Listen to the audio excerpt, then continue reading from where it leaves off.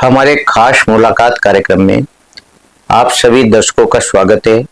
आज इसी कड़ी में हमारे साथ झालावाड़ से पधारे साहित्यकार शैलेंद्र जैन गुनगुना साहब है। गुनगुना साहब से हम इनके जीवन परिचय के बारे में जानेंगे, साथ ही इन्होंने अपनी साहित्यिक यात्रा कब से शुरू की इस बारे में भी इनसे हम बखूबी जानेंगे और इनकी कई रचनाएं साझा संकलन में प्रकाशित हुई। ये भी इनसे हम जानकारी प्राप्त करेंगे। आइए बात करते हैं शैलेंद्र जैन गुनगुना जी से।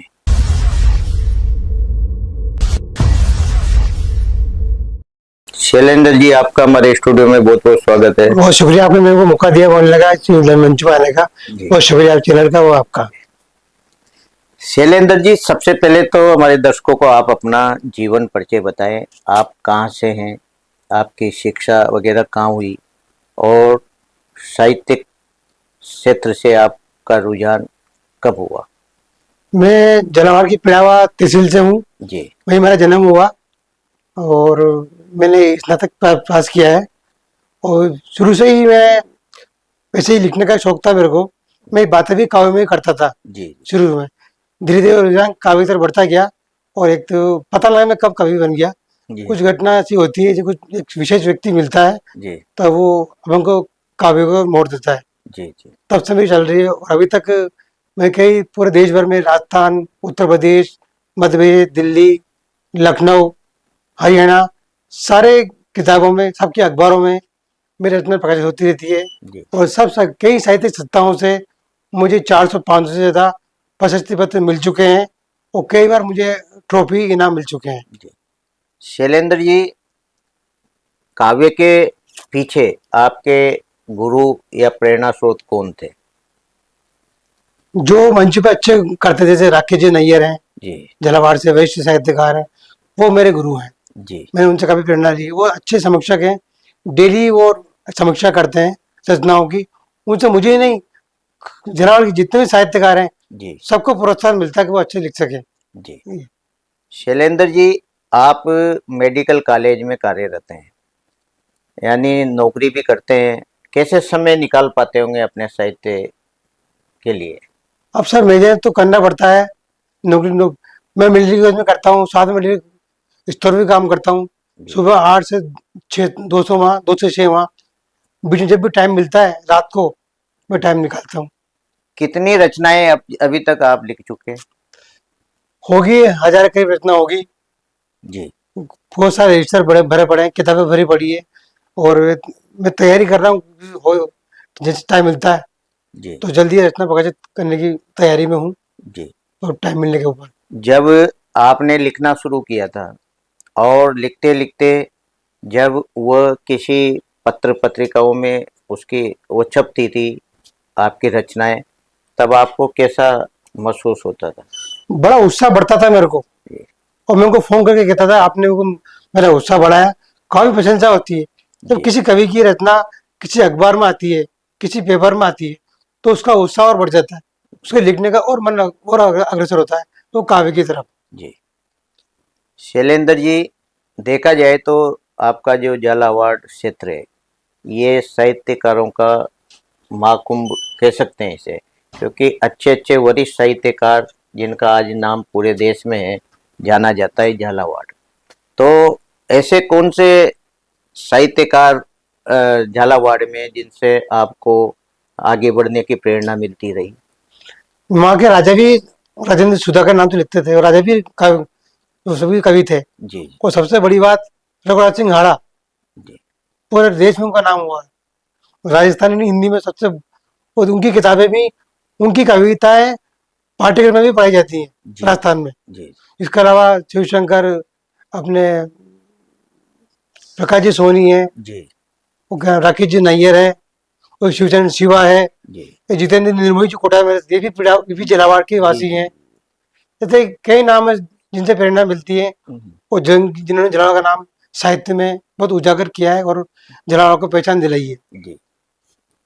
शैलेंद्र जी, कोई रचना हो जो आपकी द्वारा लिखी हमारे दर्शकों को सुनाएं। एक रचना सर में इच्छा थी जी कि जब मेरी सगाई हुई थी, जी सगाई और शादी के बीच 3 महीने का अंतर था, जी जी तो वो मेरा भाई को सुनी थी, तो वो बोलना चाहूंगा हाँ बिल्कुल सुनाया कि आपने। कम होते बेकरारी के दिन, तेरी मेरी खुमारी के दिन। हाँ कम होते बेकरारी के दिन, तेरी मेरी खुमारी के दिन। छोड़े जो एक दूसरे पर उस प्यार की पिचकारी के दिन। छोड़े जो एक दूसरे पर उस प्यार की पिचकारी के दिन। दिन में रहती बेचैनी, रात नींद बिना आग कमारी के दिन। दिन में रहती बेचैनी, रात नींद बिना आग कमारी के दिन। यूं जीना हुआ दुश्वार उस दुश्वारी के दिन। यूं जीना हुआ दुश्वार उस दुश्वारी के दिन। वो जो घर में चल रही हमारी शादी की तैयारी के दिन। वो जो घर में चल रही हमारी शादी की तैयारी के दिन। यही रचना सर, जिसको मैं कभी नहीं भूलता, जी हमेशा मेरे को याद रहती है। जी उसे 2 रत्न और सुनाना चाहता हूँ। हाँ सुनाए अभी अभी कलकत्ता में जो डॉक्टर बेटी को मारा था, बिल्कुल। मैंने उसमें लिखी है, प्यार देती हैं बेटियां, दुलार देती हैं बेटियां। प्यार देती हैं बेटियां, दुलार देती हैं बेटियां। मंदिरों में पूजी जाती देवियों की तरह। प्यार देती हैं बेटियां, दुलार देती हैं बेटियां। डॉक्टर हो तो फिर उपचार देती हैं बेटियां। मंदिरों में पूजी जाती देवियों की तरह। मंदिरों में पूजी जाती देवियों की तरह। फिर क्यों प्रेम हिंसा वासना के नाम पर मार दी जाती बेटियां। वाह फिर क्यों प्रेम हिंसा उसके नाम पर मार दी जाती बेटियां। ये बहुत चिंतित विषय लगता है मेरे को, ऐसा क्यों बहुत होता है सर? बहुत बढ़िया, बहुत अच्छी ये कविता आपने सुनाई।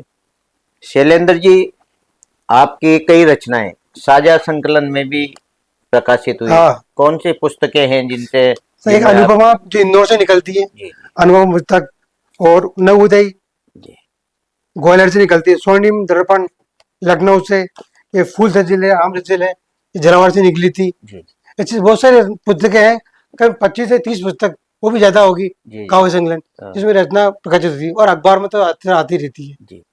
तो ये जो आप रचनाएं भेजते हैं, हाँ, तो इनका चयन किया जाता है वहाँ आ या? जाता है। अच्छा। हाँ शैलेंद्र जी, आपने प्रथम बार कब अपनी कविता लिखी? सर, करीबन होगा ये 10 15 15 साल पहले की होगी। जी 15 साल से लिख रहा हूँ सर, पर चक्कर क्या कि मैं एक गरीब परिवार से हूँ, जी सीधी सी बात ये। तो गरीब परिवार से जो कला होती है, जो होता है ना, उसको समाज जल्दी स्वीकार नहीं करता। जी जी तो वो अभी अब जाके थोड़ा बहुत लोगों ने प्रोत्साहन दिया है, पर गरीब होता है ना, उसकी कला दब कर रह जाती है। जैसे जी मैं ही नहीं, समाज में हर जगह मिल जाएगा आपको। बिल्कुल बिल्कुल। ये एक बहुत कड़वी सच्चाई है। जी जी।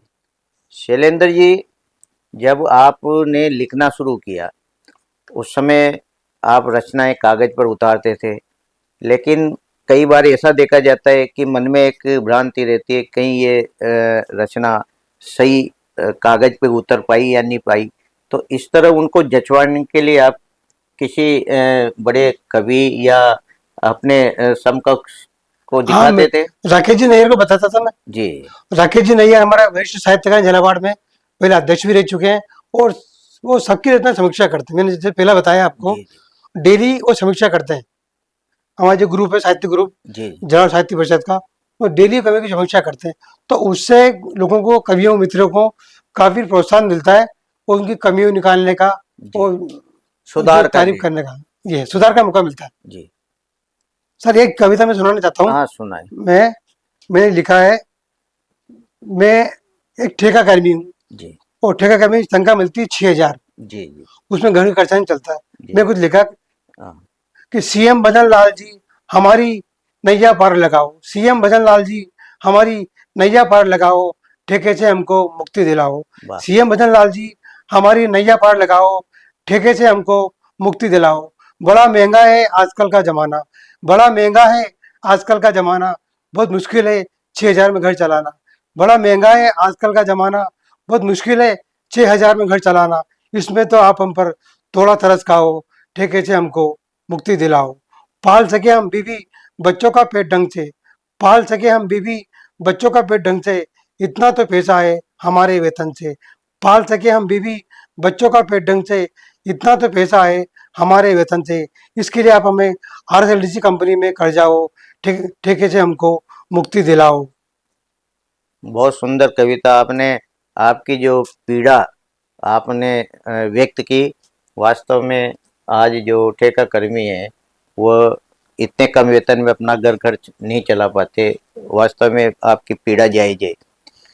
शैलेंद्र जी, आपने काव्य गोष्ठियों में भाग लिया? हर काव्य गोष्ठी में जाता हूँ। जी झालावाड़ में जावी होती है, वहां जाता हूँ मैं। जी। वहाँ क्या सीख मिलती है साहित्यकारों को? सीख मिलती है कि अपन एक दूसरे का अनुभव लेते हैं, वो क्या लिख रहे हैं, कैसा लिख रहे हैं, जी अपन को उसको सीखने को मिलता है। अच्छा बुरा अपनी कमी क्या है, उन्होंने कैसे लिखा, किस विषय भी लिखा, कैसे लिखा, अपन को भी उससे सीख मिलती है, अपन उससे लिखने को प्रोत्साहन मिलता है। जी। ये सर। शैलेंद्र जी, आप बता रहे हैं कि आपने करीब 1000 रचना से ऊपर लिख चुके हैं। आप इसको एक कृति के रूप में समाज के सामने लाना चाहोगे? आप क्या? मेरी काफी इच्छा पर सर, एक तो थोड़ा सा टाइम नहीं मिल पाता है, जी एक थोड़ा सा एक कहना नहीं चाहिए, मैं फिर भी कहूंगा जी, कि थोड़ी आर्थिक परेशानी बिल्कुल है, बिल्कुल। तो वो भी थोड़ा अगर उससे थोड़ा मैनेज हो जाएगा तो मैं जल्दी निकालना चाहूंगा। शैलेंद्र जी, आजकल सरकार की तरफ से जो साहित्यिक अकादमियां है वो भी आर्थिक संबल देती है एक पुस्तक निकालने के लिए, तो उसकी पांडुलिपि तैयार करके भेजी जाती है, ऐसा मतलब वरिष्ठ साहित्यकार बताते हैं। तो आप इसमें प्रयास कर रहे हैं?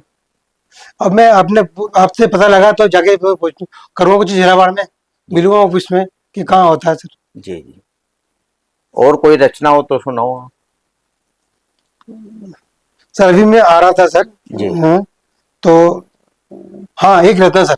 जी एक सुबह के शहर में मुझको हर इंसान मिला, मैं डेली घूमने जाता हूँ। जी जी तो एक सुबह की शहर में मुझको हर इंसान मिला, कोई हिंदू मिला तो कोई मुसलमान मिला। एक सुबह की शहर में मुझको हर इंसान मिला, कोई हिंदू मिला तो कोई मुसलमान मिला। मैंने उनसे किए राम नाम सलाम, मैंने उनसे की राम नाम सलाम, यूं मुझको एक सुंदरा हिंदुस्तान मिला। वाह, बहुत बढ़िया, बहुत सुंदर कविता शैलेंद्र जी आपने सुनाई।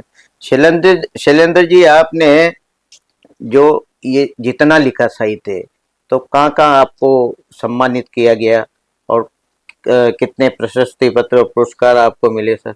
करीबन 500 प्रशस्ति पत्र अभी तक मिल चुके हैं। जी और लखनऊ, हरियाणा, दिल्ली और ग्वालियर सब जगह से, 4-5 जगह से है जहाँ से ट्रॉफी मिली। जी। जब ये प्रशस्ति पत्र और ट्रॉफी मिलती है हाँ। तो हौसला कैसा? और सर वो एक उड़ान बढ़ती है, मन में एक उड़ान होती है कि अपन और इच्छा लिखें, एक प्रोत्साहन मिलता है। कहीं भी आपको कोई तारीफ मिलती है तो अपना जाहिर सी बात है कि अपना गुस्सा बढ़ जाता है। बिल्कुल बिल्कुल। तो आपका क्या मानना है, आपका साहित्य सृजन अनवरत जारी रखोगे आप, या? जब तक जी आखिरी सांस तक मैं लिखना चाहूंगा, आखिरी सांस तक लिखना चाहूंगा। और सर मैंने जो चाहूंगा कि मेरे काव्य से है ना कह रहा समाज सुधर सके। जो भी जब मैं सामाजिक कुर्ते देखता हूँ मैं उसमें फौरन एक कविता लिखता हूँ। जी जी सर एक और मैं चीज बोलना चाहूंगा हाँ, कि मुझको गरीब जानकर मेरी लोग अच्छी छवि मानते नहीं, जैसा लोग कहते हैं वो मुझको अच्छा कवि मानते नहीं। जी ऐसा कुछ मैंने देखा है। जी जी। ये तो आजकल सभी जगह मंचों हाँ पे चलता है कि एक दूसरे मंच बटे हुए हैं, हाँ। क्योंकि साहित्यिक मंच अभी एक जैसा नहीं रहा है, ये वास्तव में सच बात है। तो आप आपका जो साहित्यिक गतिविधियां हैं, आप बराबर इसको जारी रखोगे? मैं सर रात को 3-3 बजे 4-4 बजे उठ के जब भी मेरे को कविता याद आती है मैं घंटे 2 घंटे तक लिखता हूँ। जी 4 बजे 3 बजे तक कि फिर क्या होता है कि सुबह सोने के बाद में जो याद नहीं रहती है। जी मैं तो एक छोटा सा इस उदाहरण के लिए मैं एक छोटा सा एक वो हिस्सा हूँ।